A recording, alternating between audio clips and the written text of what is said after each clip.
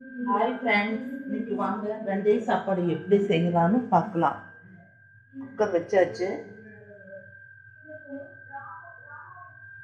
எண்ணெய் ஊற்றிக்கிறேன், கொஞ்சம் நெய் ஊற்றிக்கிறேன். எண்ணெயும் நெய்யும் ஹீட் ஆனதும் கிராம்பு, பட்டை, கொஞ்சம் சோம்பு, கொஞ்சம் வெந்தயம் மட்டும் பார்த்துக்கோங்க, கருப்பாகக்கூடாது, கொஞ்சம் அப்படியே இதாக இருக்கணும். பெரிய வெங்காயம்,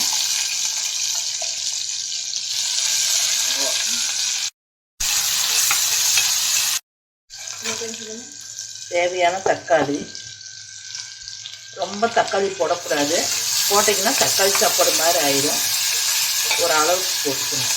இப்போ அரைப்படி போட்டிங்கன்னா 3 பழம் போடுங்க. நான் ஒரு டம்ளர் போடுறதுனால ஒரு தக்காளி மட்டும் போட்டுருக்கேன், பெரிய தக்காளியாக ஒன்று.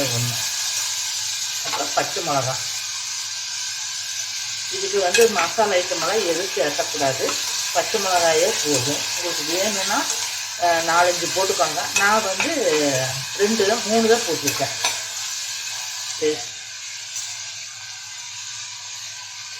இஞ்சி பூண்டு பேஸ்ட்டு வேணால் நீங்கள் போட்டுக்கலாம்.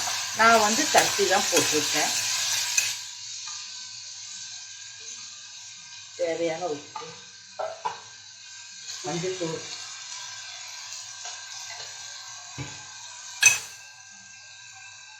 கொஞ்சம் புதினா, கொஞ்சம் மல்லி. இதெல்லாம் எண்ணெயிலே வணக்கிடணும்.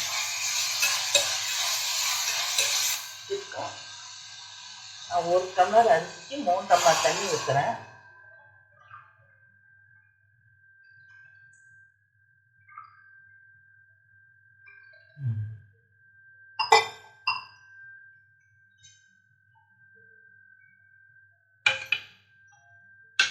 கொதி வரட்டும்.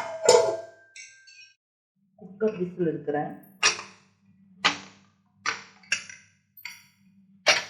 வெந்தய சாப்பாடு எப்படி வந்திருக்குன்னு